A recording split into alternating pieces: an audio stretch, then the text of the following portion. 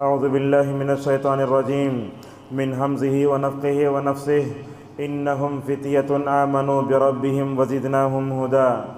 روى الترمذي رحمه الله في سننه عن ابن مسعود رضي الله عنه قال قال رسول الله صلى الله عليه وسلم لن تزول قدم ابن آدم حتى يسأل عن خمس: عن عمره فيما أفناه، وعن شبابه فيما أبلاه، وعن ماله من أين اكتسبه وفيما أنفقه، وعن إلى آخر الحديث. رواه الترمذي وذكره الألباني في صحيح الجامع. سب سے پہلے اللہ تبارک و تعالیٰ کا شکر احسان ہے، اس کے بعد کتاگڑم کی مسجد عباد الرحمن کے ذمہ داروں کا، تمام لوگوں کا شکر گزار ہوں کہ اپنے سارے مصروفیتوں کو بالائے طاق رکھ کر آپ نے یہاں اس دینی مجلس کو سجایا اور مجھے یہاں حاضر ہو کر نوجوانوں میں دین بیداری کے عنوان سے آپ کے سامنے کچھ باتیں رکھنے کا ذری موقع دیا. اللہ سے دعا ہے کہ اللہ تعالیٰ اس مسجد کو آباد رکھے، شاد رکھے اور جتنے خدمت ہو چکے قبول فرمائے، اور اس مسجد میں الحمدللہ وہ کام ہوں جو رسول اکرم صلی اللہ علیہ وسلم کے زمانے میں مسجد نبوی سے ہوتے تھے. معزز حاضرین، نوجوانوں میں دین بیداری، یہ عنوان میں سمجھتا ہوں بڑا اہم ہے. نوجوانوں کے لیے، ماں باپ کے لیے، لڑکیوں کے لیے، ماں کے لیے سب بہت اہم ہے. ہماری ایک ایک بات پوائنٹ کی شکل میں ہوگی اور ذرا سمجھنے کی کوشش کیجیے.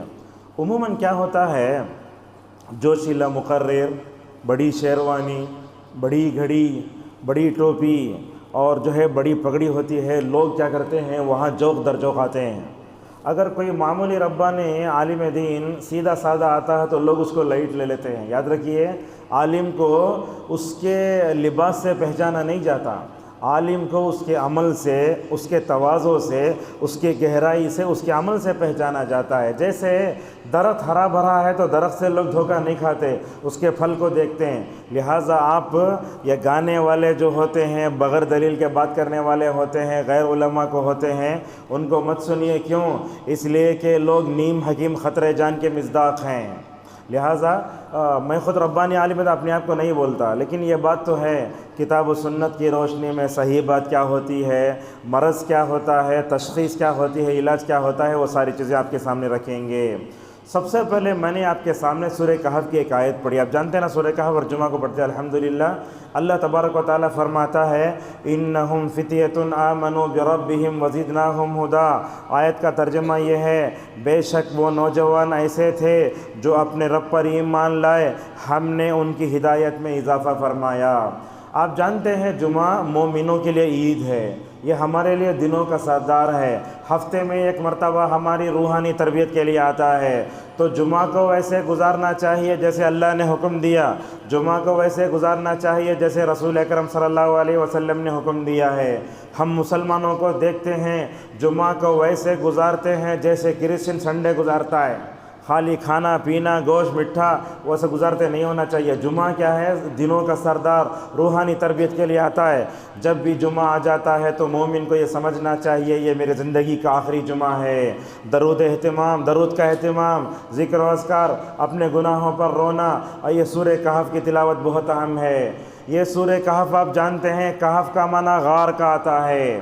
نبی کریم صلی اللہ علیہ وسلم کے زمانے سے پہلے عیسائیوں کی حکومت تھی. اس وقت کیا تھے؟ 7 نوجوان تھے، پورے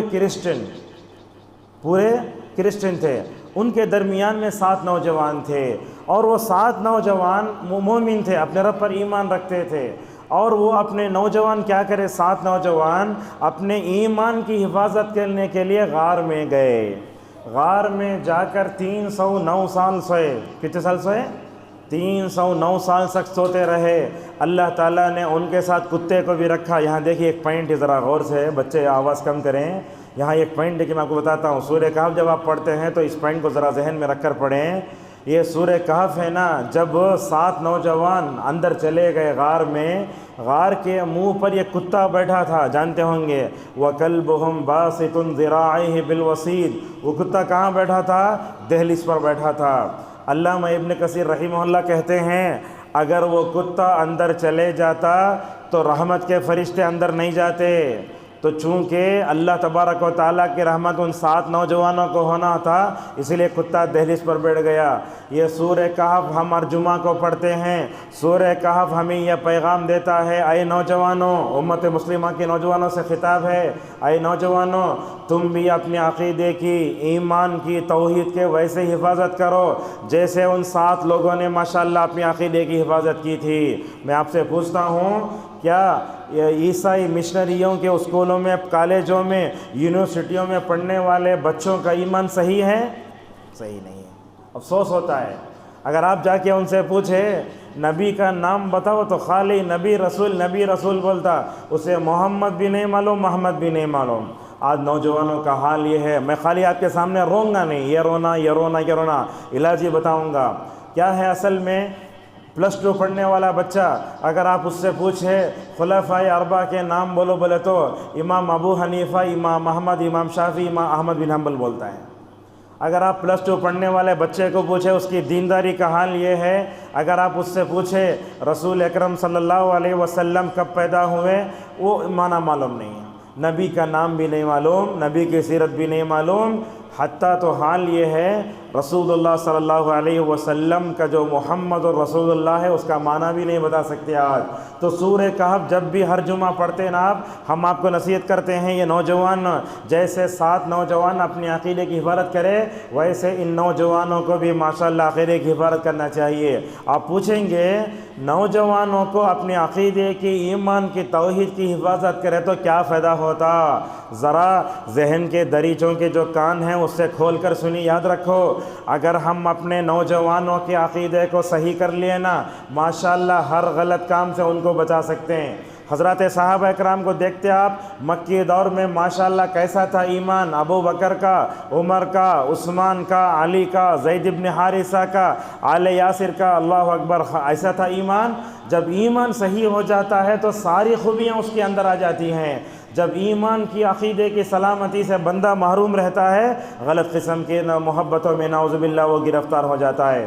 معزز حاضرین، یہ حدیث میں نے آپ کے سامنے پڑھی، امام ترمذی رحمہ اللہ نے اپنے سنن میں حضرت عبداللہ مسعود رضی اللہ عنہ سے نقل کیا ہے کہ رسول اللہ صلی اللہ علیہ وسلم نے فرمایا، دیکھو حشر کی عدالت قائم ہوگی، وہاں کوئی بھی آدمی کسی کے آدمی کے ہاتھ کو بھی نہیں پکڑے گا، حد نگاہ تک وہ پورا چٹیل میدان کی طرح رہے گا، سب ڈرتے رہیں گے، کسی کی زبان نہیں کھلے گی بات کرنے کے لیے، وہاں ہر ایک آدمی کھڑا رہے گا۔ آپ نے فرمایا کسی بھی بندے کے پر ہلیں گے نہیں یہاں تک کہ وہ 5 سوالوں کا جواب دے۔ پہلا سوال ہوگا، تم نے اپنی عمر کہاں کھپائی؟ جانتے نا کتنی عمر ملتی ہے انسان کو؟ امت مسلمہ کی عمر کتنی ہے؟ 60 سے 70 بس، اور 70 سے بہت کم لوگ آگے بڑھتے ہیں۔ یہ 60 اور 70 کے درمیان سوالات ہوں گے، اور اس کے بعد دیکھو حالانکہ نوجوانی زندگی میں آ جاتی ہے، لیکن نوجوانی کے بارے میں سوال ہوگا وعن شبابہ فیما ابلا، اس کے بعد سوال ہوگا مال کہاں سے کمائیں، تیسرا سوال، اس کے بعد چوتھا سوال یہ ہوگا مال کہاں خرچ کرے، ایک روپیے کے بارے میں، پیسوں کے بارے میں سوال ہوگا، آخری میں سوال ہوگا کتنا تم جانے اس پر کتنا عمل کیے۔ بہرحال جس نوجوان نے اپنی زندگی اللہ کی رضا میں گزاری ہوگی، رسول اللہ کی تعلیمات کے مطابق گزاری ہوگی، اس کے لیے تو جواب دینا بہت آسان ہے۔ جو آدمی اللہ اور اس کے رسول کی خلاف ورزی کرتا ہے اس کے لیے جواب نہیں دے گا تو وہ ہمیشہ کے لیے پریشان ہوگا۔ معزز حاضرین، آپ دیکھتے ہیں نوجوانی انسان زندگی کا عظیم مرحلہ ہے۔ پورے قرآن میں دیکھو آپ، ہر نبی کو اللہ تبارک و تعالی نبوت کب دیا؟ نبوت اس وقت دیا جبکہ انبیاء علیہم السلام عین جوانی میں تھے۔ دیکھو کئی جگہ پڑھ کے دیکھ سکتے آپ، کئی جگہ پڑھ کے دیکھ سکتے ہیں، انبیاء علیہم السلام عین نوجوانی کے مرحلے میں اللہ نبوت دیتا۔ وَلَمَّا بَلَغَ أَشُدَّهُ وَاسْتَوَىٰ آتَيْنَاهُ حُكْمًا وَعِلْمًا، اللہ تعالیٰ حضرت موسیٰ کے بارے میں بولتا ہے، موسیٰ جب جوانی کے مرحلے کو پہنچے تو ہم نے نبوت دی۔ اسی طرح کی بات حضرت یوسف علیہ السلام کے بارے میں معلوم ہوتی ہے، یوسف نوجوانی کے مرحلے کو پہنچتے ہیں، ماشاءاللہ وہاں بھی اپنے آپ کیسے بچاتے ہیں۔ مجھے اس وقت ایک بات یاد آتی ہے، وہ آپ سے کہنا چاہتا ہوں، بہت اہم بات ہے۔ ہر نوجوان اگر آج کے دور میں عورتوں کے فتنے سے بچنا چاہتا ہے اسے سورہ یوسف پڑھنا چاہیے۔ سورہ یوسف پڑھ کے دیکھو آپ، ماشاءاللہ کیسے بچے حضرت یوسف علیہ السلام۔ انہیں دروازہ بند کر لے کو پیچھے بھاگ کو آئی، دروازہ کھول لے کو اللہ کی پناہ بل کو باہر آ گئی۔ اور جو بندہ اللہ کی پناہ میں آتا، دنیا کی کوئی طاقت اس کو جو ہے اپنے شکنجے میں کس نہیں سکتی۔ اور بولتے نا چور کی عمری سب سے پہلے آ کر بولی انہیں میرے ساتھ برائی کا ارادہ کری، لیکن وہ عزیز مصر کا جو عزیز مصر تھا نا انہیں بھی بڑا اچھا تھا، بولے شیٹ پیچھے سے پھٹکو ہے سامنے سے پھٹکے دیکھیں گے۔ پیچھے سے پھٹ کر تھی، عزیز مصر نے اپنی بیوی سے کہا تو اس کی طرف برائی کو ابھاری سو۔ لہٰذا حضرت یوسف علیہ السلام ماشاءاللہ بڑے نیک نوجوان تھے، مطلب کیا وہ نبی بن رہے تھے اور جو ہے وہ نوجوانی کی دہلیز پہ تھے، ان کو برائی کرنے کے لیے سارے مواقع بھی تھے۔ عبدالرزاق البدر حفظہ اللہ کی ایک ویڈیو ہے، اس میں بتاتے ہیں اگر ہم عورتوں کے فتنے سے نوجوانوں کو بچانا چاہتے ہیں، آج دیکھتے ہیں آج کا نوجوان عورتوں کے فتنے میں گھرا ہوا ہے۔ آپ عورتوں کی فوٹو کی بات کرو، گانے کی بات کرو، ٹک ٹاک کی بات کرو، آنکھوں کے زنا کی بات کرو، آج کا نوجوان آنکھوں کے زنا میں اور عورتوں کے فتنے میں خطرناک پڑا ہوا ہے۔ اگر ہم اس کو بچانا چاہتے ہیں، حضرت یوسف علیہ السلام کی زندگی اسے مکمل طور پر پڑھنا چاہیے۔ کیسے یوسف علیہ السلام بچے؟ ایک تو یہ ہے کہ ان کے اندر اللہ کا ڈر تھا، دوسرا یہ ہے کہ ماشاءاللہ وہ اللہ کے مخلص بندے تھے، اور انہوں بولے جملہ دیکھو، اے اللہ اگر تو ان عورتوں کے فتنے سے مجھے نہیں بچایا میں ان کی طرف مائل ہو جاؤں گا۔ اور دیکھو ایک بات بڑی اہم نقطۂ پوائنٹ کی بات ہے، حضرت یوسف علیہ السلام نے عورتوں کے فتنے سے اپنے آپ کو بچانے کے لیے جیل جانے کے لیے بھی تیار ہو گئے، حالانکہ وہ مجرم نہیں تھے، بری و ذمہ تھے، وہ بے گناہ ہونے کے باوجود بھی بولے رب السجن احب الی مما یدعوننی الی، اے اللہ یہ جو ہے یہ خواتین جو مجھے اپنے فتنے میں جو ہے ڈالنا چاہتی ہیں، ان عورتوں کے فتنے سے بچنے کے لیے مجھے جیل کی سلاخیں دیکھنا پسند ہے، مگر عورتوں کے فتنے میں پڑنا میں نہیں چاہتا۔ اور یہاں خواتین بھی، ان سے بھی میں کہنا چاہوں گا، اگر خواتین اپنے آپ کو ہر طرح کے فتنے سے بچانا چاہتی ہیں اور پاک دامن زندگی گزارنا چاہتی ہیں، ان کو حضرت مریم علیہ السلام کے کردار کو پڑھنا ہوگا۔ دیکھو حضرت مریم علیہ السلام کون؟ پورے قرآن میں کسی عورت کا نام نہیں آیا سوائے مریم کے، دیکھ لو آپ کہیں بھی کسی کا نام نہیں ہے، نہ خدیجہ کا ہے، نہ نوح کی بیوی کا ہے، نہ وہ جو ہے فرعون کی بیوی آسیہ کا ہے، کس کا بھی نام نہیں سوائے مریم کے۔ مریم کا نام آیا۔ مریم اتنی پاک دامن عورت، آج بھی ہم دیکھتے اپنے نوجوانوں کو، بچوں کو شیطان کے فتنوں سے بچانا چاہتے، بچا نہیں پاتے۔ بچانے کے لیے کیا کرنا چاہیے؟ دیکھو نوجوانوں کو، بچوں کو اگر ہم شیطان سے بچانا چاہتے ہیں تو کچھ باتیں ہیں، اس کی طرف آپ توجہ دیں۔ وہ کیا ہے؟ سب سے پہلے یہ ماں باپ کو خود شیطان سے بچ کر ہونا چاہیے۔ ایک بات میں آپ کو بتاتا ہوں، یہ خصوصاً شادی شدہ لوگوں کے لیے بڑی اہم بات ہے۔ اللہ کے نبی صلی اللہ علیہ وسلم نے فرمایا جب تم اپنی بیوی کے پاس ضرورت پوری کرنے جاتے ہو اس وقت کیا کرو؟ دعا پڑھ کے جاؤ۔ اللہ کے نبی صلی اللہ علیہ وسلم نے دعا سکھائی، اللہم جنبنا الشیطان وجنب الشیطان ما رزقتنا۔ یہ دعا ایسی ہے شادی شدہ لوگوں کو یادش نہیں ہے، یاد نہیں دعا یاد کرنا۔ اپنی بیوی کے پاس جانے سے پہلے دعا پڑھنا۔ آپ نے کیا فرمایا؟ جو بندہ اپنی بیوی کے پاس جانے سے پہلے اس دعا کو پڑھتا ہے، اللہ تعالیٰ دونوں کے ملاپ سے اگر اولاد لکھا ہے، اس اولاد کو اللہ تعالیٰ شیطانی حملوں سے محفوظ رکھے گا۔ آج ہم دیکھتے ہیں ماں باپ دعا نہیں پڑھتے، بچے پورے شیطان جیسے پیدا ہوتے ہیں۔ بچوں کے اندر اللہ تعالیٰ کی فرما برداری، رسول اللہ کی فرما برداری نہیں ہے۔ دیکھو ذرا مریم کی امی کو، مریم کی امی کا ذکر قرآن میں نام ہے، نام نہیں اشارہ ہے۔ ان کا نام تفسیروں میں آتا ہے حنہ۔ کیا تھا؟ حنہ۔ یہ مریم کی ماں کا نام تھا۔ جب ان کے پیٹ میں بچہ تھا انہوں کیا سمجھے؟ مجھے بچہ پیدا ہوتا سمجھے، اور انہوں اپنے پیٹ میں جب بچہ تھا اسی وقت نظر مان لیے تھے، حنہ جب مجھے بچہ پیدا ہوگا تو میں اپنے بچے کو بیت المقدس کی خدمت کے لیے وقف کر دوں گی۔ لیکن ہوا کیا؟ اللہ کے فیصلے ہوتے ہیں، سمجھ میں آتا کیا؟ اسکیننگ میں دیکھتے ہوتا ہے ایسا ہوتا ہے۔ ہوا کیا؟ حضرت حنہ کو مریم پیدا ہو گئیں۔ اللہ تعالیٰ کو مریم سے بغیر باپ کے عیسیٰ کو پیدا کرنا تھا، اسی لیے حنہ کے پیٹ میں مریم پیدا ہو گئیں۔ اور حنا کے پیٹ میں جب مریم تھی تو حنا نے دعا کی انی اعیذھا بک وذریتھا من الشیطان الرجیم، اے اللہ یہ میرے پیٹ میں جو بچہ ہے نا اس سے اور اس سے ہونے والی اولاد کو شیطان کے حملوں سے بچا لے۔ کس کی فکر؟ ماں باپ کی فکر۔ حضرت ابو ہریرہ رضی اللہ عنہ کہتے ہیں، روایت مسلم میں ہے، اللہ کے نبی صلی اللہ علیہ وسلم نے فرمایا، کہا دیکھو یہ اہم ہے، دنیا میں جو بھی بچہ پیدا ہوتا ہے اسے شیطان انگلی کرتا ہے، شیطان انگلی کرنے سے روتا سونے ہیں۔ ہم لوگ کیا سمجھ جاتے ہیں نرس کو دیکھ کے رو رہا ہے، باہر دنیا کو دیکھ کر رو رہا ہے، وہ نہیں ہے۔ آپ نے فرمایا دنیا میں کوئی بھی بچہ پیدا، شیطان کیا کرتا ہے؟ اسے حملہ کرتا ہے، اسے شیطان حملہ کرتا ہے۔ فرمایا الا مریم وابنہا، مگر یہ شیطان کے حملوں سے دنیا میں دو بچے۔ کون بچے؟ ایک تو حضرت مریم علیہ السلام اور دوسرا ماشاءاللہ ان کے بطن سے پیدا ہونے والے حضرت عیسیٰ علیہ السلام۔ اور اب دیکھو ایک بات بھی ہے، دنیا میں عموماً بچوں کو باپ کی طرف منسوب کرتے، عبداللہ بن عبد الرحمن فلاں فلاں بولتے، لیکن محمد ابن عبداللہ۔ مگر عیسیٰ علیہ السلام کی بات یہ ہے عیسیٰ کے باپ نہیں تھے، عیسیٰ کی ماں تھی خالی، اسی لیے قرآن میں عیسیٰ ابن مریم کہا گیا۔ لہٰذا حنا نے ایک ضرورت محسوس کی، حنا نے ایک مطلب تحریک چلائی کہ ان کے پیٹ میں جو بچہ ہے وہ اور اس سے پیدا ہونے والے بچوں سے ماشاءاللہ شیطان محفوظ ہو جائے۔ ویسے ہی ہوا، حضرت مریم بھی شیطان کے حملوں سے بچ گئیں، حضرت عیسیٰ علیہ السلام بچ گئے۔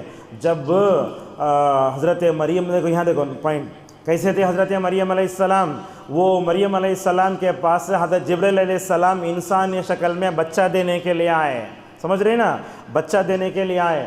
جیسے ہی حضرت مریم علیہ السلام کے قریب ہوئے، مریم کیا سمجھ گئیں؟ کون کی اجنبی مرد میرے ساتھ برائی کرنے آگا سمجھ گئے۔ اس وقت بولے قالت انی اعوذ بالرحمن منک ان کنت تقیا، اے انسان میں تجھے رحمان کا واسطہ دے کر کہتی ہوں اگر تمہارے اندر تقوی ہے تو میرے سے دور چلے جاؤ۔ یہ حضرت مریم کی پاک دامنی کا دنیا میں باکمال خواتین کہیں تھیں، اس میں سے حضرت مریم علیہ السلام کا بھی شمار ہوتا ہے۔ حضرت جبرائیل علیہ السلام نے کیا کہا؟ حضرت جبرائیل نے کہا انما انا رسول ربک لیہب لک غلاما زکیا۔ دیکھو حضرت جبرائیل نے کہا اے مریم اللہ تعالیٰ نے تمہارے پاس مجھے اپنا قاصد بنا کے بھیجا ہے، میں تم کو پاکیزہ بچہ دیتا ہوں، دینے کے لیے آیا ہوں۔ دور سے کھڑے ہو کر پھونکے وہ ہوا حضرت مریم کے رحم مادر میں جا کر ماشاءاللہ حمل ٹھہر گیا۔ لہٰذا اس سے تفصیل سے بتانا کیا چاہتا ہوں، اگر نوجوان اپنے کردار کو ماشاءاللہ عیب سے بچانا چاہتے ہیں تو یوسف کا مطالعہ کرو، یوسف بھی پاک دامن تھے۔ اگر عورت اپنے شرمگاہ کی، اپنے زبان کی، شادی سے پہلے شادی کے بعد اگر وہ پاک دامن بننا چاہتی ہے اور اپنے اخلاق و کردار کو سنوارنا چاہتی ہے تو اسے کیا کرنا چاہیے؟ حضرت مریم علیہ السلام کا قصہ پڑھنا چاہیے، اور یہی وہ مریم کا قصہ ہے۔ اللہ کے نبی صلی اللہ علیہ وسلم نے مکی دور میں ہجرت حبشہ کے موقع پر حضرات صحابہ اکرام کو بھیجا۔ روایتوں میں آتا ہے کئی مرد عورتیں مل کر حبشہ کو چلے گئی، سمجھتے نا حبشہ ایتھوپیا ہو، وہ جدے کو جا کے جدے سے سمندر میں ٹوکری میں بیٹھ کر وہ جانا تھا۔ اللہ اکبر، بڑی تکلیف پڑتے ہوئے گئے۔ جب گئے تو نجاشی وہاں کا بادشاہ تھا، اسے معلوم ہوا کہ اللہ کے نبی صلی اللہ علیہ وسلم کے صحابہ حبشہ کو آئے ہیں۔ سارے لوگ مل کر کیا کرے، جعفر بن ابی طالب رضی اللہ عنہ کو بڑا بنائے، تمہیں ہماری طرف سے نمائندگی کرتے ہوئے بادشاہ سے بات کرو۔ جعفر بن ابی طالب کون؟ علی رضی اللہ عنہ کے سگے بھائی، ابو طالب کے بیٹے، رسول اکرم صلی اللہ علیہ وسلم کے چچا زاد بھائی۔ تو کیا کیا جعفر بن ابی طالب رضی اللہ عنہ جب نجاشی کے دربار میں جاتے ہیں، وہاں الحمدللہ کھڑے ہو کر سورہ مریم کی ابتدائی آیتیں پڑھتے ہیں، جس میں قرآن نے حضرت مریم کا، مریم کی پاک دامنی کا، مریم کے تقوی کا، مریم کے جو ہے بہترین جو ہے اوصاف کا تذکرہ فرمایا۔ روایتوں میں آتا ہے جب جعفر بن ابی طالب رضی اللہ عنہ نجاشی کے سامنے حضرت مریم کی پاک دامنی سے متعلق سورہ مریم کی ابتدائی آیتیں تھیں، وہ پڑھنے لگا تو نجاشی کی آنکھوں سے بے اختیار آنسو آ گئے، اتنا رویا بولتے ہیں اس کے سامنے درباری بیٹھے تھے، انجیل کے پورے حصے بھیگ گئے۔ کیوں؟ اس لیے کہ معلوم تھا عیسیٰ کون، مریم کون ہے۔ اور یہ بات یاد رکھو آپ، دنیا میں ہم الگ الگ انداز سے روتے، کبھی ہم ٹی وی میں سیریل دیکھ کے رو لیتے ہیں، کبھی ہم کیا ہوتا کون تو مرے تو رو لیتے ہیں، مگر ہمیں اللہ تبارک و تعالیٰ کے شوق میں کبھی رونا نہیں آیا، کبھی ہمیں اپنے گناہوں پر رونا نہیں آیا، لہٰذا کبھی کبھی جو ہے قرآن پڑھ کے رونا بھی بہت ہے۔ مجھے خود ہندوستان میں رہا میں مدینہ جانے سے پہلے تو انڈیا میں کسی کے پیچھے قرآن سن کے رونا تو بہت ریئر وہ۔ جب میں سب سے پہلے مدینہ گیا، سب سے پہلے زندگی میں رویا، سا بتاتا ہوں دیکھو قرآن میں، وہ پہلا سال تھا صلاح البدیر جو ہے رب اشرح لی صدری ویسر لی امری واحلل عقدۃ من لسانی یفقہوا قولی، ہچکیاں آ جا رہے ہیں، پیچھے کھڑنے والے بھی بے اختیار روتے ہیں، امام روتا سارے لوگ روتے۔ یہاں وہ ماحول نہیں ہے، کیوں؟ اس لیے کہ یہاں کے جو امام ہوتے ہیں ان کو پریشانی ہوتی ہے تنخواہ کی، فلاں کی، لہٰذا ان کے اندر تقویٰ ہے، رشد ہدایت ہے، اس کا اثر ماشاءاللہ مصلیوں پر پڑتا ہے۔ معزز حاضرین، اللہ تبارک و تعالیٰ نے بھی عین نوجوانی میں حضرت ابراہیم علیہ السلام کو بھی نبی بنایا، جانتے نا؟ کفریہ مشرکانہ ماحول میں حضرت ابراہیم نے آنکھ کھولی۔ ابراہیم کا جو باپ تھا اس کا نام کیا تھا؟ آزر۔ انہیں عید کے دن بلایا، ابراہیم آؤ ذرا جائیں گے مندر کو جائیں گے۔ ابراہیم علیہ السلام معلوم تھے اپنے توحید کو بچانا کیسے، اپنے کفریہ ماحول میں رہ کر اپنے آپ کو شرک سے بچانا کیسے۔ بولے میں بیمار ہوں، نہیں آتا، بول ڈالے۔ توحید کے پورے جو ہے تبلیغ کے پورے مراتب اسٹیجز پورے ختم ہو گئے۔ اس کے بعد کیا کرے، جا کر کے وہ ہندوستان میں تو اس وقت وہ ماحول نہیں ہے، بتوں کو توڑنا گالی دینا ہو نہیں سکتا، کیوں؟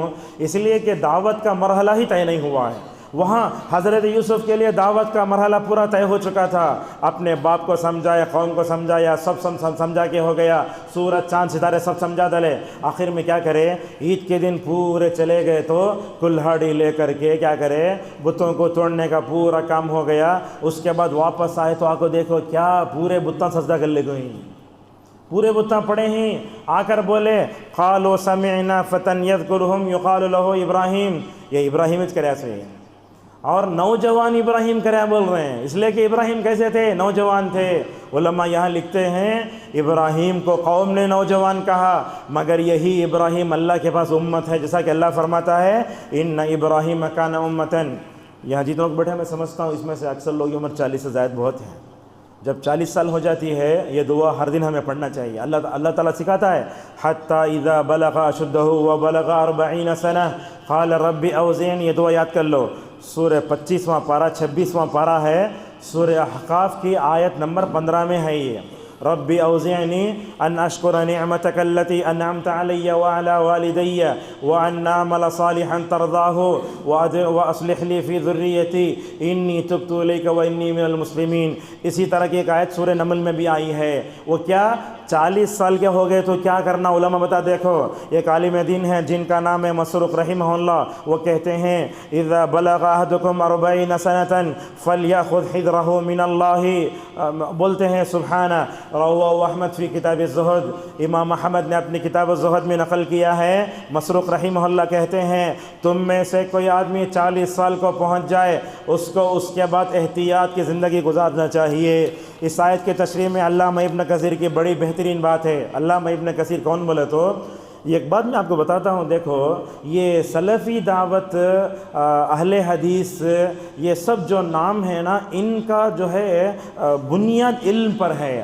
اچھا افسوس کی بات ہے کہ ہمارے اہل حدیث مساجدوں میں علم کم ہوتا جا رہا ہے، یا تو قرآن کی آیتیں پڑھے سو حدیث ذکر نہیں کرتے، بعض لوگ ایسے خالی حدیثیں پڑھتے قرآن کی ذکر نہیں کرتے، اور ہمارے دیکھتے ہیں ہمارے اہل حدیثوں میں خطیبوں میں ہوتا ہے حدیثیں پڑھتے ذکر نہیں کرتے قرآن کی آیتیں، بعض لوگ قرآن کی آیتیں پڑھتے حدیث ذکر نہیں کرتے۔ ویسے نہیں ہونا چاہیے، قرآن کی آیتیں بھی پڑھنا اور حدیثیں بھی ذکر کرنا۔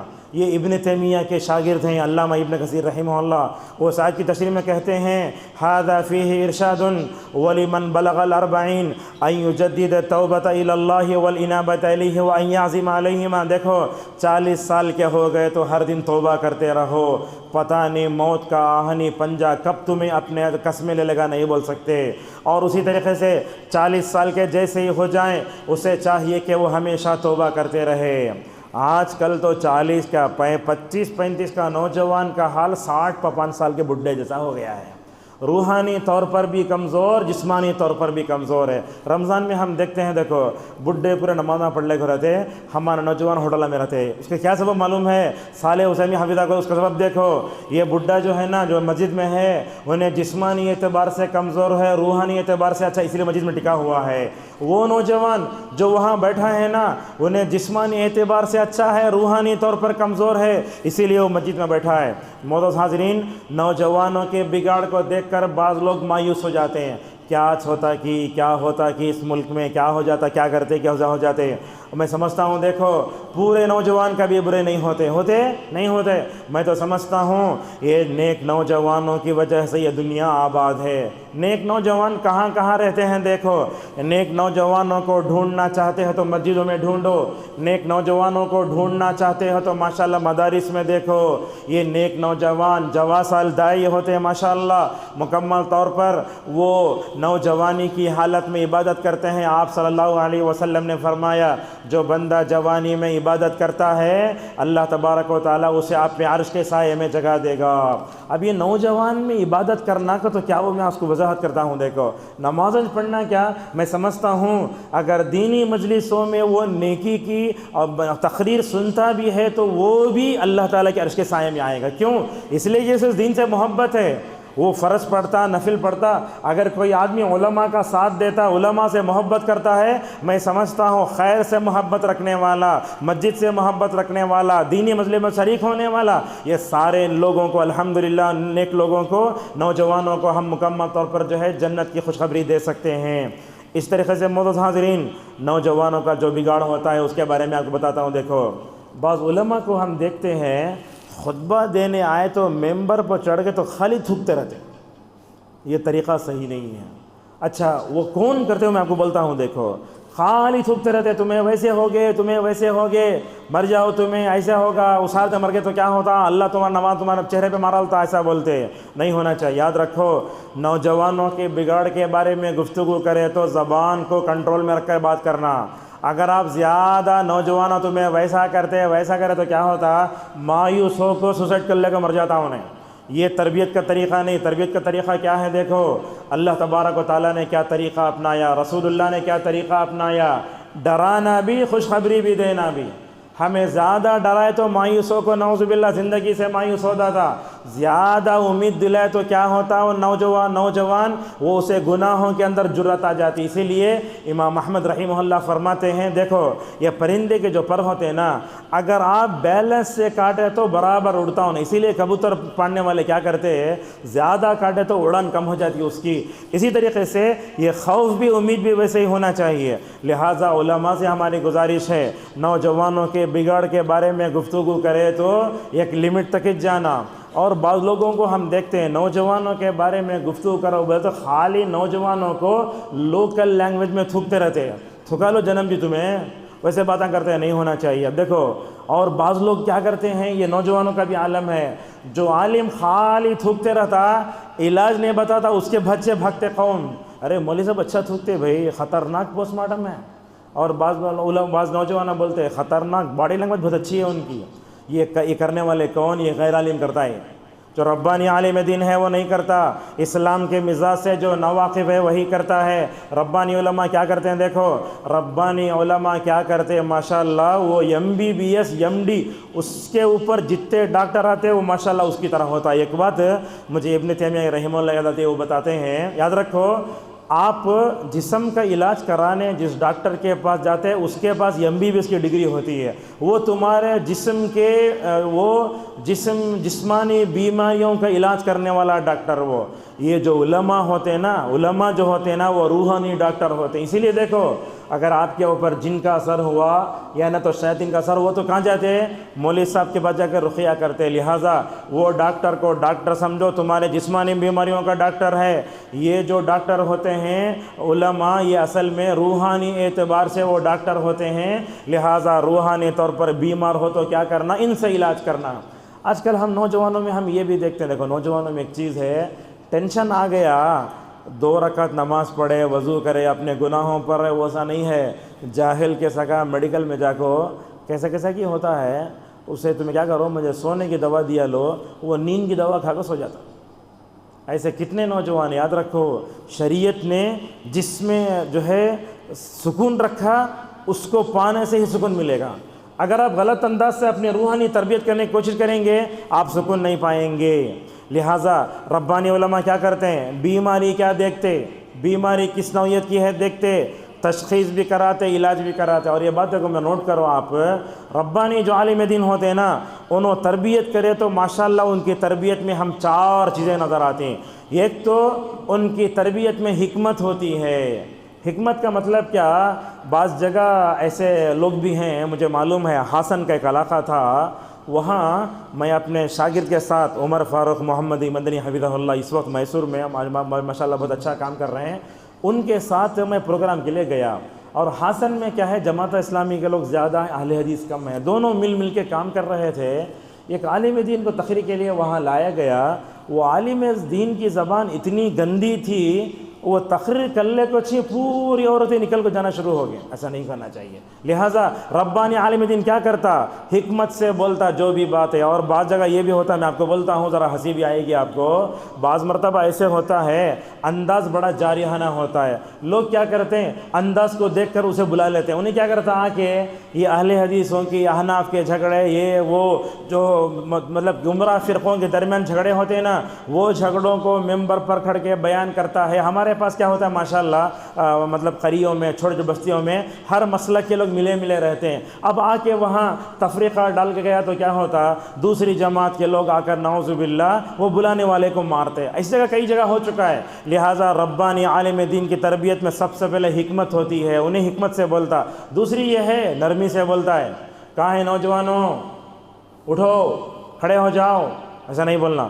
اور اسی طریقے سے اور ایک چیز یہ ہے, اس میں دیکھتے ہیں نرمی کے ساتھ پیار والی زبان. آپ دیکھیں گے بدعتیوں کو پیار سے غلط چیز بتاتے ہیں, مگر ہم دیکھتے ہیں سلفیوں میں کوئی چیز بولے تو پیار سے نہیں بولتے, خطرناک انداز سے بولتے ہیں. اور ربانی علماء کی تربیت میں چوتھی جو چیز ہے ماشاءاللہ, وہ لوگ دعا بھی کرتے ہیں. ہمارے پاس کہاں ہوتا ہے دعا, کہاں کرتے ہیں. میں نے بہت کم علماء کو دعا کرتے ہوئے دیکھا. ماشاءاللہ عبداللہ صاحب عمری مدنی حیدرآبادی ایک 15 منٹ دعا کرتے, جب بھی تقریر ہوتی آخری میں خوب دعا کرتے ماشاءاللہ. تو اس طریقے سے یہ بات بھی ہے. میں آپ کو بتاتا ہوں, دیکھو نوجوان کئی کیٹیگری کے ہوتے ہیں, سمجھے نا, الگ الگ. ایک مطلب کیا ہے, نوجوان ہوتا ہے شریف خاندان کا ہوتا ہے. کیا تو بولے تو ماشاءاللہ جلدی بات مان لیتا, کیوں, اس لیے کہ اس کے ماں باپ بھی شریف ہیں. دوسرا نوجوان ہے ذرہ پڑھ کو ہے. تیسرا نوجوان آدھا پڑھ کو آدھا جاہل ہے. اور بعض نوجوان ایسے ہوتے ہیں جو جاہل قسم کے ہوتے ہیں, جو اپنے سامنے والے عالم کو عزت بھی نہیں دیتے. لہٰذا الگ الگ کیٹیگری ہوتی ہے, تو الگ الگ انداز سے جو ہے ہمیں نوجوانوں کی تربیت کرنا چاہیے. میں یہاں چند مثالیں دیتا ہوں آپ کو. رسول اللہ صلی اللہ علیہ وسلم کی سیرت پڑھو. آج کل نوجوانوں کی تربیت کرو, لوگ کیا کرتے ہیں معلوم ہے, انٹرنیٹ میں جا کے انگریزی کتابیں پڑھتے ہیں, تیلگو کتابیں پڑھتے ہیں. انہیں کون لکھا, کیسا لکھا, قرآن کی آیت ہے کیا, حدیث ہے کیا بھی دیکھتا نہیں. لہٰذا یاد رکھو, نوجوانوں کی تربیت کے لیے سب سے بہتر قرآن, اس کے بعد حدیث, اس کے بعد سیرت رسول صلی اللہ علیہ وسلم. آپ کی سیرت میں دیکھو, آپ صلی اللہ علیہ وسلم نوجوانوں کے لیے بھی رحمت للعالمین تھے. کیسے تھے آپ صلی اللہ علیہ وسلم, ان کے لیے وقت دیتے تھے. جیسے آپ اپنی بیویوں کے لیے, عورتوں کے لیے وقت دیتے, اپنے زندگی میں آپ صلی اللہ علیہ وسلم نے نوجوانوں کو وقت بھی دیا. بخاری میں آتا ہے, مالک ابن حویرث رضی اللہ عنہ کہتے ہیں, ہم نوجوان ہم عمر تھے, رسول اللہ کے پاس 20 دن تک رکے رہے. کتنے دن, 20 دن تک رکے رہے. اللہ کے نبی صلی اللہ علیہ وسلم نے ہم کو نماز اور دین کی بیسک نالج سکھائی. اور اللہ کے نبی چہروں کو دیکھ کر ضرورت پڑ لیتے تھے. آپ نے ان نوجوانوں سے پوچھا, تم گھر سے نکل کر 20 سے زیادہ دن ہو گئے, ایسے لگتا ہے کہ تم کو اپنے بیوی بچے گھر والے یاد آتے سکا ہے. لہٰذا کیا کرو, جتنا تم نے یہاں رہ کر ماشاءاللہ پڑھا, سمجھا, لکھا ہے, اس پر عمل کیا ہے, اپنے گھر والوں کو جا کے پڑھاؤ. اللہ کے نبی صلی اللہ علیہ وسلم نے اس موقع پر فرمایا تھا, صلو کما رأیتمونی اصلی, تم ویسے ہی نماز پڑھو جیسے تم نے مجھے نماز پڑھتے ہوئے دیکھا ہے. اور یہ نوجوانوں کی تربیت میں سائیکالوجی بھی بڑی اہم ہے. سائیکالوجی کا مطلب کیا, نفسیات کا خیال کرنا. نوجوانوں کے رگوں میں کیا ہے, دوڑتا ہوا خون گرم ہوتا ہے. اگر آپ بھی گرم ہو کو گرم بولے تو نہیں ہوتا, ٹھنڈا پڑنا پڑتا. رسول اکرم صلی اللہ علیہ وسلم نفسیات کا بڑا خیال کرتے تھے. اور ہم تربیت میں ترتیب ہمارے پاس نہیں ہے. نوجوانوں کی تربیت کرو بولے تو ان کی ایمانی تربیت کے بغیر ان کو قرآن یاد دلا تو کیا بھی فائدہ نہیں ہوتا. حضرت جنب رضی اللہ عنہ کہتے ہیں, اللہ کے نبی صلی اللہ علیہ وسلم, غور سے سنو, تربیت کرنے والے پورے جتنے علماء یہاں معلمات بھی ہیں وہ سنو, تربیت میں سب سے پہلے قرآن حدیث, بعد میں تربیت میں سب سے پہلے ایمانی تربیت چاہیے۔ جندب رضی اللہ عنہ کہتے ہیں اللہ کے نبی صلی اللہ علیہ وسلم نے سب سے پہلے ہمیں اپنے ایمان کو درست فرمایا، بعد میں قرآن سکھایا، ماشاءاللہ ہمارے ایمان میں اضافہ ہو گیا۔ آج کل ہم کیا کرتے ہیں؟ نوجوانوں کے ایمان کی، عقیدے کی تربیت نہیں۔ آج کے نوجوان کو اگر آپ پوچھیں توحید کیا، توحید کی قسمیں کیا، نہیں بتا سکتا۔ آپ کو بتاتا ہوں، دیکھو بہت آسان ہے۔ توحید کی 3 قسموں کو معلوم کرنا چاہتا سورہ فاتحہ پڑھو۔ صالح فوزان حفظہ اللہ مبشر عالم دین عرب کے، انہوں توحید کی 3 قسموں کو سورہ فاتحہ میں سمجھا دے ماشاءاللہ۔ اگر یہ تقسیم آپ نے اپنے ذہن میں رکھ لیا نا، یہ 17 مرتبہ ہم سورہ فاتحہ پڑھتے ہیں فرض نمازوں میں، توحید کی 3 قسمیں ماشاءاللہ ہمارے ذہن میں آتے رہیں گی۔ توحید کی پہلی قسم میں توحید ربوبیت، الحمدللہ رب العالمین میں ہے وہ۔ اس کے بعد دیکھو توحید اسماء و صفات، الرحمن الرحیم میں ہے، اللہ تعالیٰ کا نام ایک رحمان بھی ہے، رحیم بھی ہے۔ توحید الوہیت کہاں ہے؟ وہ توحید الوہیت ایاک نعبد و ایاک نستعین میں ہے۔ اللہ اکبر۔ یہ چھوٹی سورہ فاتحہ میں اللہ نے توحید کے سارے قسموں کو ماشاءاللہ بیان کر کے سمجھا دیا۔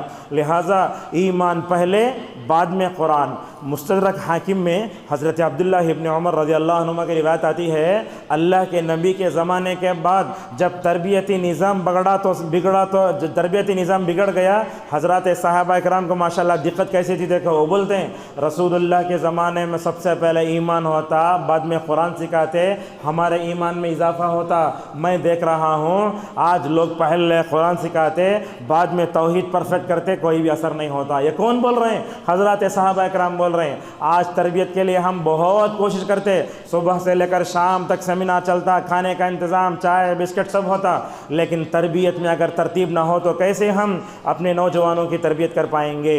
اسی طریقے سے رسول اکرم صلی اللہ علیہ وسلم جو ہے پیار سے تربیت کرتے تھے۔ آج کل نوجوان مسجد میں آتے ہیں، ایک نوجوان داڑھی کاٹتا ہے، ایک نوجوان ٹخنے کے نیچے کپڑے پہننے کو ہے، بھائی کیا رہے دلندر تھو، نہیں بولنا ویسا۔ اللہ کے نبی ویسا نہیں بولتے تھے، کیسے فرماتے تھے؟ کیا ہوا؟ ایک نوجوان دیکھو، ہمیں یاد رکھو یہ جملہ آج کی تقریر کا سب سے بہترین جملہ یہ کیا، ہمیں گنہگار سے نفرت نہیں کرنا چاہیے، گنہگار کے گناہ سے نفرت کرنا چاہیے۔ آج ہم گنہگار سے نفرت کرتے ہیں، نوجوانوں کو قریب بھی آنے نہیں دیتے۔ آج کے علماء تو اتنا نفرت کرتے گئے گزرے جوانوں سے، اے چھت تھو پلیز چھت، ایسا نہیں ہونا چاہیے۔ دیکھو ایک نوجوان، دیکھو رسول اللہ صلی اللہ علیہ وسلم کے پاس زنا کی اجازت مانگنے آیا، اتنے لوگ بیٹھے ہیں، کون تو بیوٹ کو مولوی صاحب مجھے زنا کی اجازت دے، بولے تو میں بددعا کر ڈالوں گا اس کے اوپر۔ اللہ کے نبی ویسے نہیں تھے، رحمت للعالمین تھے، بولے زنا کی اجازت دو، اور وہ بھی نوجوان، چھوڑو تو زنا کر ڈالیں گا سکھایا انہوں نے۔ تو ہوا اس کے بعد اللہ صحابہ مارنے اٹھے، کیا جی نبی تھے جا کے بڑے گناہ کے بارے میں سوال کرتے؟ نبی نے فرمایا چھوڑو چھوڑو، میرے پاس آنے دو اسے۔ کیا محبت ہے جو گنہگاروں سے رسول اکرم صلی اللہ علیہ وسلم کو۔ آپ نے اس نوجوان کو اپنے قریب بلایا، یہاں تک کہ وہ نوجوان اللہ کے نبی صلی اللہ علیہ وسلم کے جو ہے پیروں سے پیر ملا کر بیٹھا۔ کیا آج ہم گنہگار نوجوانوں کو اتنا پیار دیتے، اتنی محبت دیتے، اتنے نرمی سے سمجھاتے؟ نہیں سمجھاتے۔ اللہ کے نبی کے گھٹنے سے گھٹنے ملا کر بیٹھا، پھر بھی سوال کرتا، ہمت دیکھو اسے معلوم ہے یہ رحمت للعالمین ہے، اپنی رحمت کے سائے میں رکھ کر ماشاءاللہ میری بہترین تربیت فرمائیں گے۔ پھر اس نے سوال دہرایا، یا رسول اللہ آپ مجھے زنا کی اجازت دیجئے، 2 بار۔ اللہ کے نبی صلی اللہ علیہ وسلم نے زنا کی قباحت کو، شناعت کو، اس خبیث چیز کو اس کے دل سے کیسے نکالا، دیکھو اللہ اکبر۔ یہ تربیت میں سمجھتا ہوں اس واقعے پر ماشاءاللہ ایک خطبہ دے سکتے ہیں۔ آپ صلی اللہ علیہ وسلم نے اس نوجوان سے پوچھا، کیا تم اپنی ماں سے زنا کرنے کو پسند کرتے ہو؟ پہلا سوال ایسا تھا، فطرت کو للکارا۔ انہیں بولا یا رسول اللہ محض نہیں، محض نہیں، دنیا میں کوئی بھی اپنے ماں سے زنا کرنے کو پسند نہیں کرے گا۔ جب تم زنا کرنے جاؤ کسی کی ماں ہوگی نا وہ۔ پھر آپ نے پوچھا تمہاری خالہ، تمہاری بہن، تمہاری بیٹی، تمہاری پھوپھی، ایسا ذکر کرتے کرتے انہیں بولا نہیں کسی زنا پسند نہیں کرے گا۔ اچھا اللہ کے نبی صلی اللہ علیہ وسلم نے قریب کیا تو نفسیاتی اثر ہوا اس کے اوپر، کیا اثر ہوا؟ رسول اللہ صلی اللہ علیہ وسلم اس کو ایسے چھوڑا نہیں. آپ صلی اللہ علیہ وسلم گنہگاروں کے حق میں دعا کرتے تھے. آپ نے اپنا ریشم سے زیادہ نرم ہاتھ، سمجھ رہے ہیں آپ، ریشم سے زیادہ نرم ہاتھ آپ نے اس کے سر پر رکھا اور دعا کی، اللہم اغفر ذنبہ، اے اللہ قریش کے اس نوجوان کے دل میں جو یہ غلط جو ہے خیال پیدا ہوا ہے بخش دے اسے تو. اور آپ نے دوسری دعا دی، کہا اللہم اغفر ذنبہ وحسن فرجہ، اے اللہ اس کے شرمگاہ کو تو کیا کر، پاک کر دے اور اس سے اس کے دل کو بھی پاک کر دے. اللہ اکبر. نبی سے بڑھ کر دعا کسی کو قبول ہو سکتی ہے؟ دعا میں راوی حدیث حضرت ابو امامہ الباہلی رضی اللہ عنہ کہتے ہیں رسول اکرم صلی اللہ علیہ وسلم کی مبارک دعا سے وہ نوجوان اپنے زندگی میں کبھی زنا کی طرف مائل نہیں ہوا. اس طرح کے واقعات بیان کر کے محبت سے، پیار سے اپنے قریب کیا کرنا، اپنے نوجوانوں کو پیار دینا، نوجوانوں کو نرمی سمجھانا. تو کیا کرنا، ذرا چائے پلاؤ، کبھی ان کو اپنے گھر میں دعوت دو، آرام سے بیٹھو، بات کرو، کچھ بھی نہیں ہے. اچانک اٹھاتے ہی گناہ تمہیں کہیں کو ایسا کرے نہیں بولنا، بات کرو، اس سے پوچھو، اس کے دل میں قریب ہونے کی کوشش کرو. اس طریقے سے رسول اکرم صلی اللہ علیہ وسلم کرتے تھے. اور معزز حاضرین، اسی طریقے سے اللہ کے نبی صلی اللہ علیہ وسلم جب نوجوانوں کی تربیت کرتے، دیکھو ایک واقعہ ہے، ترمذی میں ہے، بخاری میں ہے، مسلم میں ہے. ایک نوجوان کیا کریا، رمضان میں حالت روزہ میں اپنی بیوی سے جمع کر لیا. آ کر بولا یا رسول اللہ اپنی بیوی کے ساتھ میں نے جو ہے کیا کر لیا ہے، جمع کر لیا، کیا کروں؟ اللہ کے نبی صلی اللہ علیہ وسلم نے اس کے سامنے آپشن بتائے. دیکھو لگاتار روزے رکھنا، اس کے بعد 60 مسکینوں کھانا کھلانا، یہ سب کیا ہے، اس کا کفارہ ہے. وہ مسکینوں کھانا کھلاؤ بولے تو وہ صحابی بولتے ہیں یا رسول اللہ میرے پاس دینے کے لیے اتنی طاقت نہیں. بولے جاؤ ڈھونڈ کر لاؤ. بولے میرے پاس نہیں ہے. اللہ کے نبی نوجوانوں کیسی تربیت کرتے ہیں. دیکھو آپ گھر کے اندر گئے، کھجور کا موٹا اٹھا لائے، کیا کرنے کے لیے، اس آدمی کو دے کر سمجھانے کے لیے کہ تم جو ہے اپنے طرف سے کفارے کے طور پر دے دو. وہ صحابی کیا کرے، اپنے ہاتھ میں کھجور کا موٹا لے کر بولے یا رسول اللہ، یا دیکھو دیکھو ادھر بائیں دیکھو، اس وادی میں تو میرے سے زیادہ کوئی فقیرچ نہیں ہے، وہ پورا میچ کھا لیتا ہوں. آپ نے فرمایا تم اپنے گھر والوں کو کھلاؤ. اگر ہم ہوتے ایسے گالیاں دیتے، انہیں سرش نہیں اٹھاتا. اس طریقے سے رسول اکرم صلی اللہ علیہ وسلم نرمی سے، پیار سے، محبت سے. معزز حاضرین، آج کے نوجوانوں میں گمراہی آئی تو کیوں آئی؟ ہر عالم، ہر واعظ، ہر مصلح، ہر داعی الگ الگ انداز سے آپ کے سامنے کیا کرے گا، اسباب و ریزن بیان کرے گا. میں بھی آپ کے سامنے بیان کرتا ہوں. آج کے نوجوانوں میں دین بیزاری کا سب سے بڑا سبب جہالت ہے. جہالت ہر باب میں ہے. عقیدے کی جہالت، اخلاق کی جہالت، معاشرے کی جہالت، معاملات کی جہالت، کچھ نہیں معلوم. بلکہ سچر کمیٹی کی رپورٹ سے بھی مسلمان آج دلتوں سے بھی بدتر ہے تعلیم میں.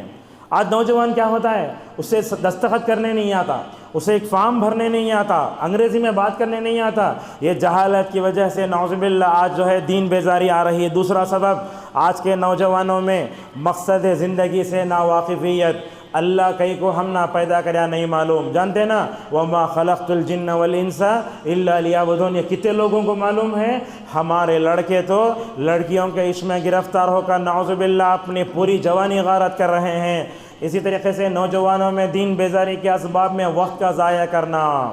یہ شیطان کیا کرے، ہمارے دشمن ٹائم پاس کے اصطلاح ایجاد کرے.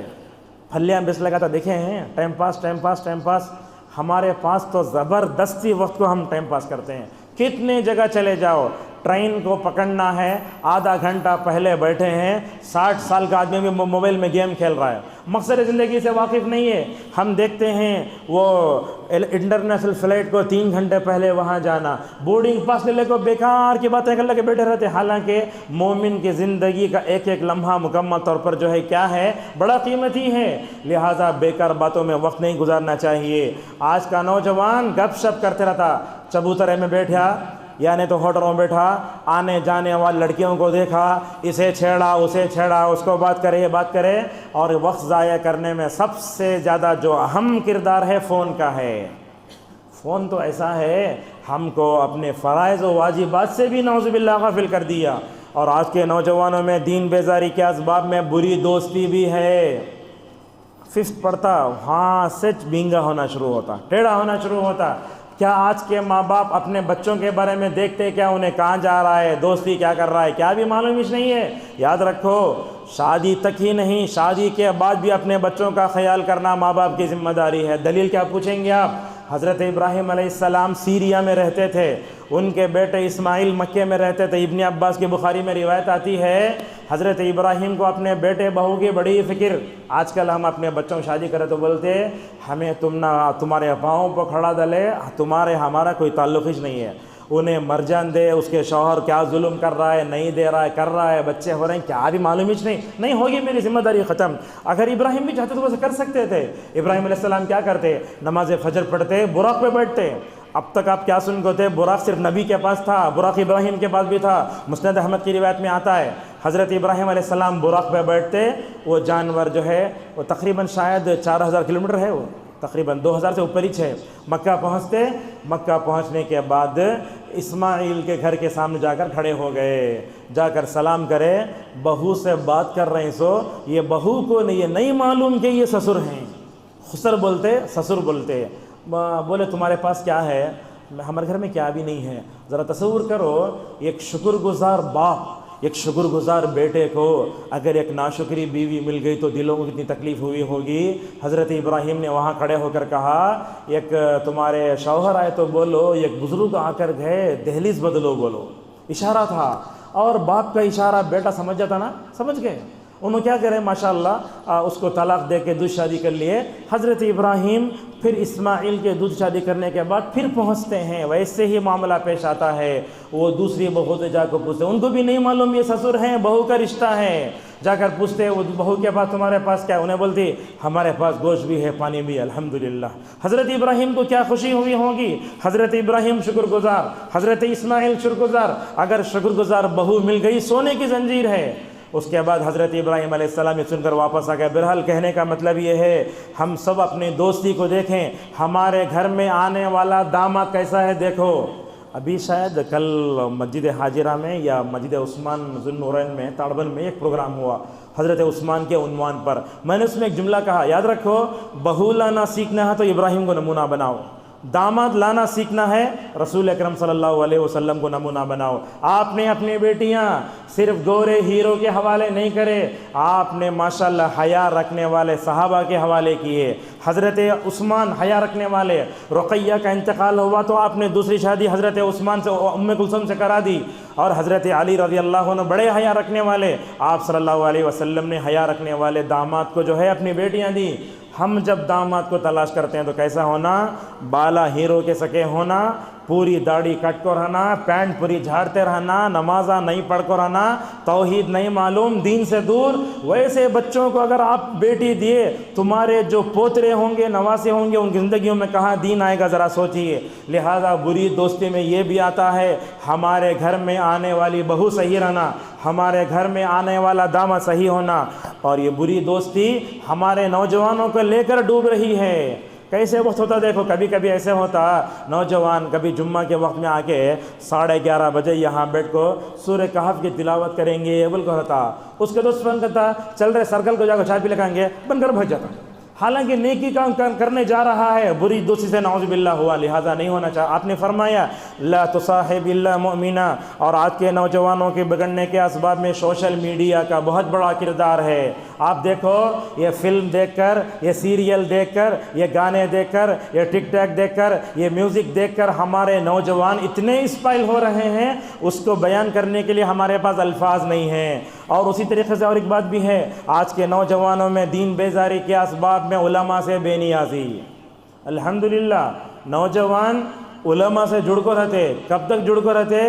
ان کو کھانا پینا کرنا، کار میں بٹھانا پھرانا اتت رکھتے، مگر وہ جو نوجوان ہیں نا، عالم کے ساتھ بیٹھے تو ماشاءاللہ کیا تو بھی اپنے مسائل پوچھے، کسی کو ڈراپ کرائے، وہ 3-4 منٹ میں اگر ان کے علم سے فائدہ اٹھے تو کتنا اچھا رہے گا۔ لہٰذا آج کا نوجوان علماء سے بہت دور ہے، اور نوجوان امت کے علماء سے پھر چھپلے چھپلے جاتے، کہیں کہ بولے تو میرے شریر ٹکنے کے نیچے ہے، میرے مچھاں بڑھ گئیں، میں داڑھی کاٹتا ہوں، کہا تو مولوی صاحب مجھے بول ڈالیں گے، نہیں ہونا چاہیے۔ یاد رکھو، علامہ بن باز رحمہ اللہ نے کہا جب کوئی بھی عالم دین سے ماشاءاللہ تعلق رکھتا ہے تو انہیں آدھا عالم بن جاتا ہے۔ کہاں ہیں علماء آج کے، مطلب علماء سے دوستی کہاں ہے؟ کوئی بھی نیا عالم آتا اس کا نمبر لے لیا، اس کا چینل ہے، ان سے خیر کے بارے میں مکمل طور پر دوستی کرنا چاہیے۔ علماء سے بے نیازی یہ خوارج کا مزاج ہے۔ ہمارے خود سلفیوں میں ہم دیکھتے ہیں کچھ لوگ بولتے ہیں ہندوستان میں کون بھی عالم نہیں سوائے وصی اللہ عباس کے، ہندوستان میں کون بھی عالم نہیں سوائے فلاں فلاں کے، وہ لوگ جمعہ بھی پڑھتے نہیں اور وہ لوگ یہ بھی نہیں کرتے، ایسے بولتے ہیں نہیں ہندوستان میں رہنا کفر ہے، جہاد ہے، فلاں فلاں ہے۔ اس طرح کی داعش کی فکر لے کر نعوذ باللہ ہمارا نوجوان غارت ہو رہا ہے۔ لہٰذا علماء سے جڑ کر رہو۔ اور یہ بھی دیکھو، دین بیزاری کے اسباب میں باطل افکار و نظریات سے متاثر ہونا۔ ویسے ایک نوجوان کیا معلوم، ہندوستان دار الکفر ہے، ہمیں یہاں نہیں رہنا، اس کے واسطے انڈیا چھوڑ کو یمن کے بارڈر پہ جالے کو تھا، آج جیل میں سڑ رہا ہے۔ وجہ کیا؟ علماء سے بے نیازی۔ اور اسی طریقے سے آج کا نوجوان غیر علماء سے بڑا متاثر ہوتا۔ ایک ایڈوکیٹ ہے، انہیں ٹئی بننے کو اچھا آتا، اس سے متاثر ہو جاتے۔ ایک آدمی قرآن لے کر ایسا فتویٰ دیتا، اس سے متاثر۔ بات یاد رکھو، غیر علماء کے قریب نہیں جانا نوجوان۔ میں آپ سے پوچھتا ہوں، انجیکشن ڈالنے والا، وہ دوا دینے والا اگر ڈاکٹر بن کے بڑھ گئے تو آپ اسے ڈاکٹر سمجھ لیتے؟ اس طریقے سے انہیں کیا کی پڑھا ہے، MBBS ڈاکٹر ہے، انہیں پتہ نہیں BMS پڑھا ہے، انہیں ذرہ کتابوں کا مطالعہ کر لیا، کون سے ادھر ادھر پڑھ لیا، بعد میں ہم دیکھتے ہیں غیر علماء کو ممبر بھی دیتے ہیں آج نعوذ باللہ۔ لہٰذا غیر علماء سے متاثر ہونا۔ اور آج کے نوجوانوں میں دین بیزاری کے اسباب میں خواہشات کے پیچھے بھاگنا، خواہشات کے پیچھے ایسے بھاگتے ہم لوگ۔ بعض نوجوانوں کو ہم دیکھیں 18 سال عمر ہے، فلمیں دیکھ دیکھ کو اس کی حالت نعوذ باللہ بہت بری ہو گئی ہے۔ ابو امی کو جا کے بولتے مجھے خواہش برداشت نہیں ہوتی ہے، ذرا تمہیں جلدی شادی کر ڈالو مجھے، حالانکہ 22 سال میں شادی کرنا سو کیوں؟ گانے دیکھ کر، یہ دیکھ کر نعوذ باللہ وہ نوجوان کیا ہو رہا ہے؟ متاثر ہو رہا ہے۔ آپ صلی اللہ علیہ وسلم نے کہا، اے نوجوانوں کی جماعت، اگر تمہیں اپنی بیوی کو جو ہے مطمئن کرنے کی طاقت ہے، شادی کر لو۔ آج کے نوجوان کو ہم دیکھتے نہیں، شادی کرنا، الگ گھر بننا، میرے پاس کار ہونا، میرے پاس بڑی گاڑی ہونا، تب جا کو شادی کرتا ہوں میں۔ اور بعض گھروں میں ہم دیکھتے ہیں نہیں میرے بھانا ہی، کیا بھانا نہیں تو بھائی شادی نہیں کرنا، بول کہیں ہے کیا؟ نہیں ہونا چاہیے۔ اور آج کے زمانے میں بولتا ہوں، میں اگر کسی کے پاس طاقت ہے، اپنے بیوی کو پالنے کے پاس طاقت ہے، انہیں پڑھتا ہے، کچھ بھی کرتا ہے، اور اسے اس بات کا ڈر ہے کہ کہیں میں زنا میں نہ پڑ جاؤں، کہیں نہ برائی میں نہ پڑ جاؤں، ایسے آدمی کے لیے تو شادی کرنا واجب ہے۔ اسی طریقے سے آج کے نوجوانوں میں دین بیداری کے اسباب میں غلط کتابیں بھی ہیں۔ ہمارے نوجوانوں کو صحیح کتاب پڑھو، غلط کتابیں پڑھتے، ایسے مشتبہ ویب سائٹس پہ جاتے ہیں جہاں ٹیررسٹ کے لوگ ہوتے ہیں، ان لوگوں سے تعلق ہے۔ کتنے ایسے نوجوانوں کبھی کشمیر میں پکڑا گیا، کبھی جو ہے دہلی میں پکڑا گیا، یہاں پکڑا گیا، کیوں؟ باطل افکار و نظریات۔ یہ لوگ نعوذ باللہ دہشت گردی کو، جہاد کا نام لے کر ہمارے نوجوانوں کو نعوذ باللہ راست سے ہٹا رہے ہیں۔ اور ایک بات بھی ہے، غلط جماعتوں میں، تحریکوں میں، پارٹیوں میں شمولیت اختیار کرتے ہیں۔ ہندوستان میں کتنی جماعتیں، کتنی تحریکیں ہیں، ہر ایک کے کام کرنے کا انداز الگ، ہر ایک کا ٹارگٹ الگ ہے۔ ہمارا نوجوان کیا کرتا؟ 10 دن اس میں رہتا، 10 دن وہاں جاتا، وہاں پیسے ملتے، وہاں جاتا۔ ایسا نہیں ہونا چاہیے۔ لہٰذا کس سے ملنا، کس سے نہیں ملنا، علماء سے پوچھو۔ اور ہمارے نوجوانوں میں بیزاری کے اسباب میں یہ بھی ہے، ہمارے نوجوانوں کے پاس فرصت کے وقت بہت ہے، چپ کے بیٹھے رہتے۔ آپ نے فرمایا جو بندہ فرصت پاتا ہے اسے چاہیے کہ وہ فرصت کا صحیح استعمال کرے۔ اگر وہ فرصت کا غلط استعمال کرتا ہے تو ہوگا کیا؟ غلط چیزوں میں ہوگا۔ آج کل گھروں میں ماحول دیکھو کیسا ہے، شادی ہونے سے پہلے تو الگ الگ کمرے، وائی فائی، رات بھر بیٹھ کو نعوذ باللہ فلمیں دیکھتے رہتے ہمارے بچے۔ اور سفر میں بھی دیکھتا میں 3 گھنٹے کی فلم وائی فائی میں ڈاؤن لوڈ کر لیے، رات بھر وہ بس میں، ٹرین میں الٹا پڑھ لے کو ایسا دیکھ لے کر رہنا، وہ بلوٹوتھ لگا لے کو پورا انگلش فلمیں دیکھ لے کر رہنا۔ یہ حال ہے ہمارے پاس نعوذ باللہ۔ اور اسی طریقے اور ایک بات بھی ہے، ہمارے نوجوانوں کے گمراہی کے اسباب میں ماں باپ کی لاپرواہی بھی ہے۔ بچہ رات کو 3 بجے آتا، ماں باپ پوچھنا نہیں، بچی کالج اسکول میں پڑھتی، وقت میں نہیں آیا تو پوچھنا نہیں۔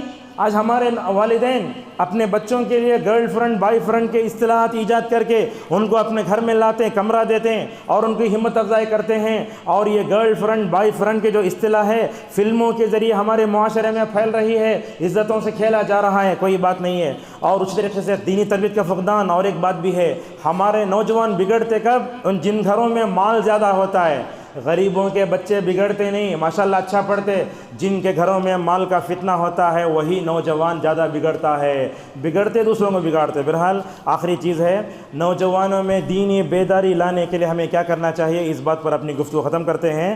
تقریباً 18 پوائنٹ ہے میرے پاس۔ نوجوانوں میں دینی بیداری لانے کے لیے سب سے پہلے ماں باپ کو اپنی ذمہ داری کا احساس ہونا چاہیے۔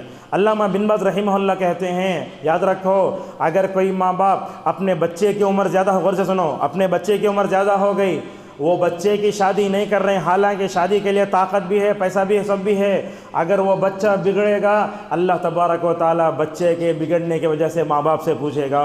لہٰذا آپ صلی اللہ علیہ وسلم نے فرمایا، کلکم راع، تم میں سے ہر ایک ذمہ دار ہے اور اس کو اپنی ذمہ داری کے بارے میں پوچھا جائے گا۔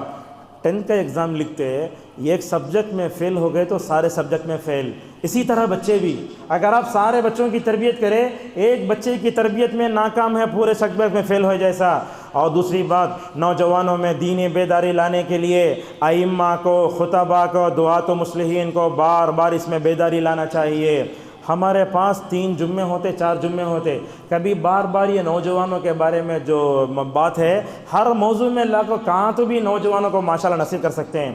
اس طریقے سے نوجوانوں میں بیداری پیدا کرنے کے لیے قرآن کا مطالعہ کرو، جیسے میں نے آپ کے سامنے کہا، انبیاء علیہم السلام کو عین جوانی میں نبی بنایا گیا، کیسے تھے حضرت موسیٰ علیہ السلام، کیسے تھے حضرت عیسیٰ، کیسے تھے حضرت یوسف، کیسے تھی مریم، ان تمام کا مطالعہ کرو۔ اور نوجوانوں کی اس میں بیداری لانے کے لیے کچھ رہنما اصول بھی ہیں، وہ کیا ہیں؟ سب سے پہلے نوجوانوں کو قرآن حدیث سے زکوٰۃ کے مسائل پڑھانے کے بجائے سب سے پہلے ان کے عقیدے کو درست کرو۔ آج ہمارا نوجوانوں کا عقیدہ کیا ہے؟ کون تو بھی یہاں کالا کپڑا بن لیا ہے، یہاں وہ بن لیا ہے، کمر میں بن لیا ہے، وہ میلاد النبی کا جلوس ہوتا، وہ چڑھ کو بنتے رہتا، کرنٹ مار کو مر گا میرا بچہ شہید ہوگا۔ آج ہمارے معاشرے میں ہوتا ہے، ہمارے نوجوانوں کا عقیدہ صحیح نہیں ہے۔ کیا یا علی مشکل کشا، بدعتوں کی ترویج و اشاعت میں ہمارا نوجوان سب سے آگے رہتا، اب کہ دوسرا کام کرو بولو تو نہیں کرتے۔ اور اسی طریقے سے ہمارے نوجوانوں کو شرک سے بچانا، شرک سے کیسے بچانا؟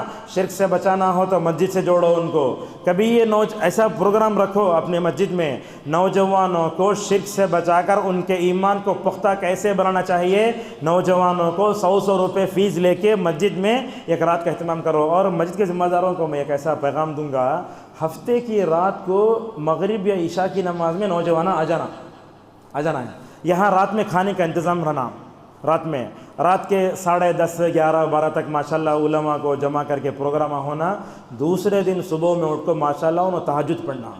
یہ رات کے اندھیرے میں تہجد پڑھتے ہیں نا، ماشاءاللہ برے سے برے لوگ بھی ماشاءاللہ استراح راست پر آ جاتے ہیں۔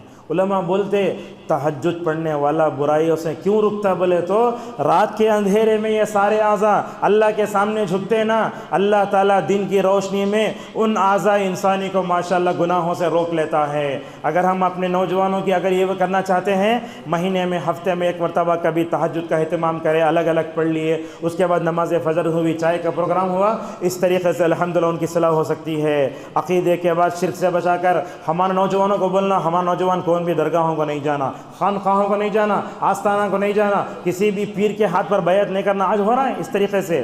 اور عبادات میں دیکھتے ہیں نوجوانی کی عبادت اللہ کو بہت پسند ہے، اور اسی طریقے سے یہ بات بھی ہے نوجوانوں میں دینی بیداری لانے کے لیے ان کی اخلاقی تربیت کرنا چاہیے۔ کہاں ہے آج کا نوجوان؟ اپنے باپ سے بات کرتا ہے، کون جی تمہیں پیدا کرے گا جی، مجھے راؤڈیزم ہے، چن کھا پورے پورکیاں جیسا بات کرتے ہیں ماں باپ کے ساتھ، حالانکہ ماں باپ سے بات کرنے کا طریقہ سکھایا نا۔ یہ کیوں؟ اس لیے کہ ہم نے اپنے بچوں کو جسمانی تربیت دی، ہم نے ان کو بڑے بڑے ڈگریاں دی، سب سے پہلے ہم نے ان کو اپنا مسلمان نہیں بلایا۔ حلال و حرام سے متعلق بھی ان کے اندر بیداری لانا چاہیے۔ ہمارا بچے آج وہ کام کرتے رہتے، 4 فسٹ میں پڑھنے والا گنجا مارتا ہے، سگریٹ پیتا، بیڑی پیتا، پہلے سپاری کھاتا، بعد میں مل کھاتا، بعد میں گٹکا کھاتا، نعوذ باللہ۔ اور اس طریقے سے دیکھو صحابہ کیسے اصلاح کرے وہ بھی دیکھو، میں آپ کو بتاتا ہوں۔ دیکھو 4000 خوارج، کتنے؟ 4000 خوارج۔ حضرت عبداللہ ابن عباس رضی اللہ عنہما ان کے پاس جاتے ہیں، جا کر ان کو سمجھاتے ہیں۔ عبداللہ ابن عباس رسول صلی اللہ علیہ وسلم کے چچا زاد بھائی، ان کی عمر 13 سال کی ہے نبی کے وفات کے وقت۔ 4000 خوارج کو ماشاءاللہ وہ کتاب و سنت پر اہل السنہ والجماع کے راستے پر لانے کی تڑپ تھی۔ الحمدللہ 2000 خوارج ماشاءاللہ توبہ کر لیے۔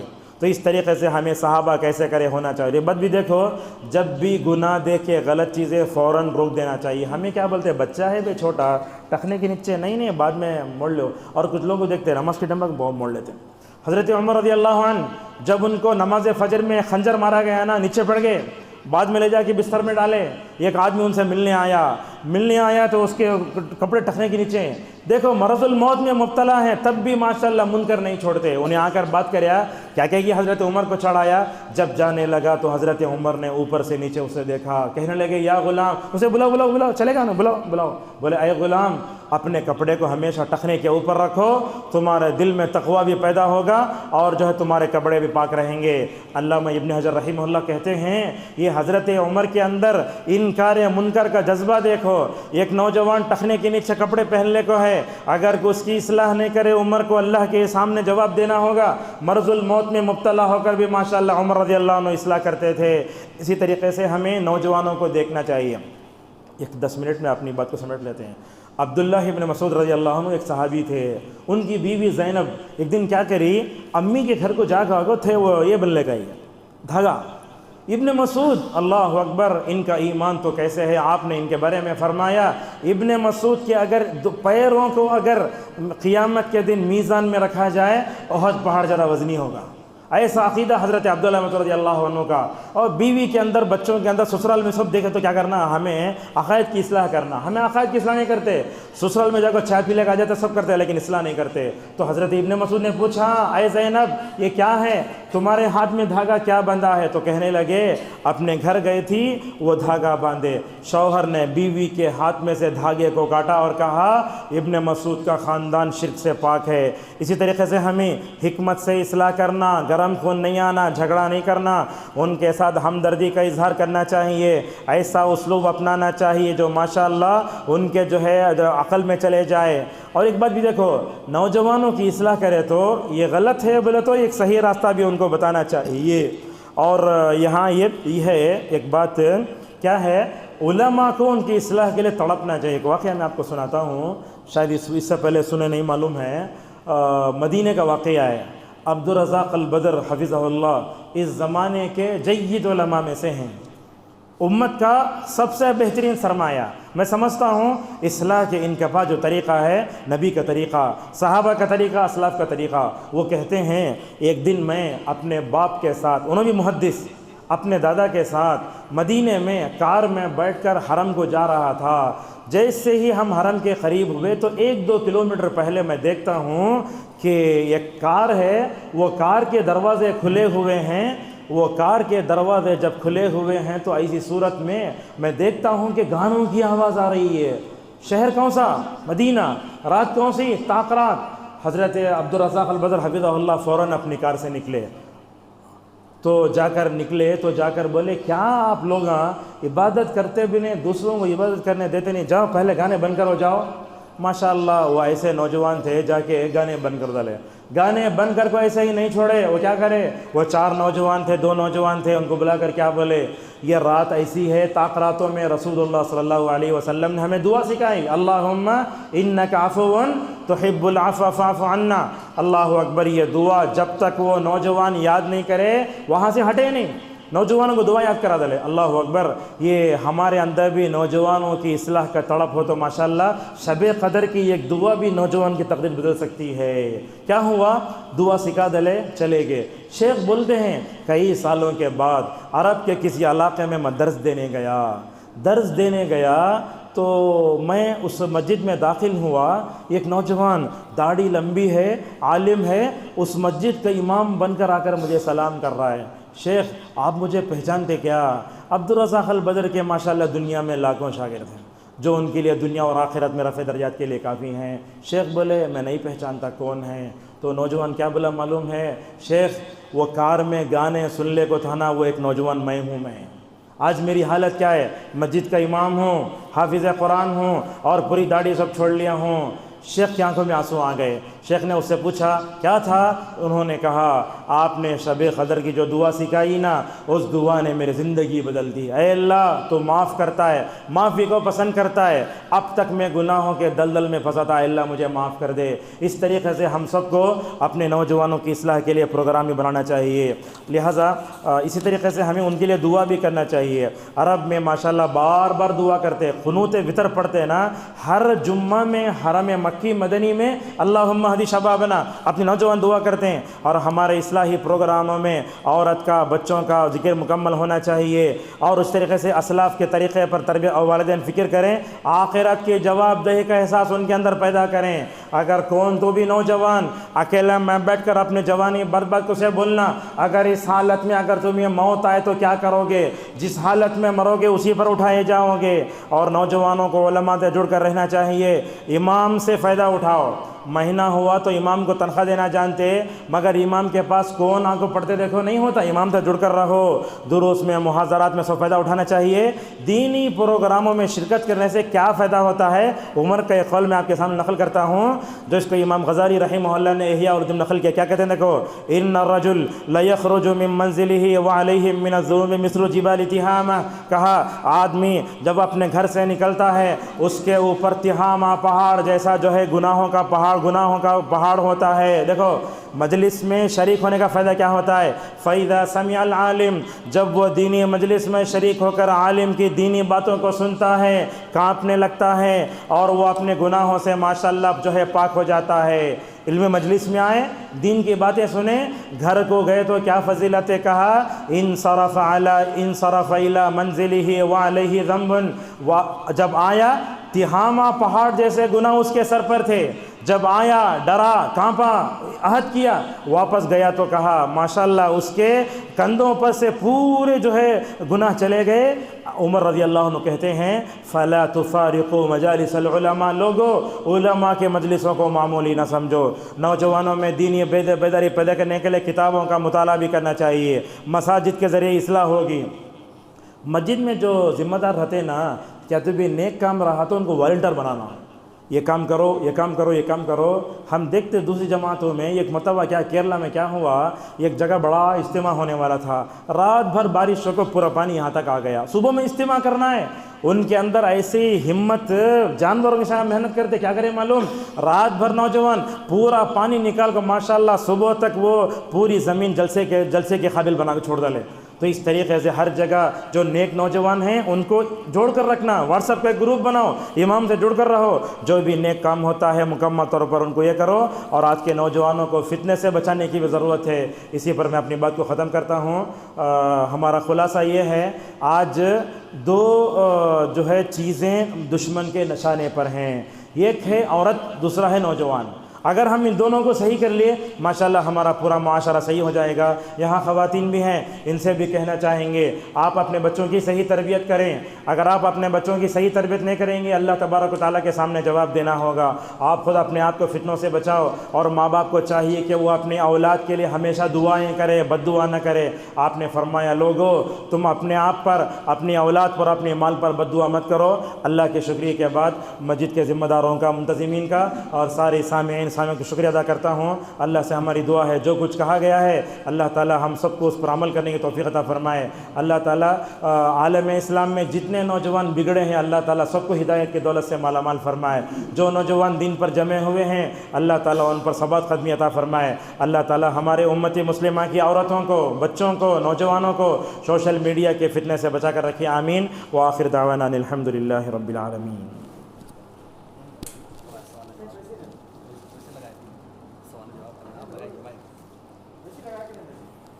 جزاک اللہ خیر و احسن الجزاء۔ یہ تھے فضیلت الشیخ عبدالصبور مدنی۔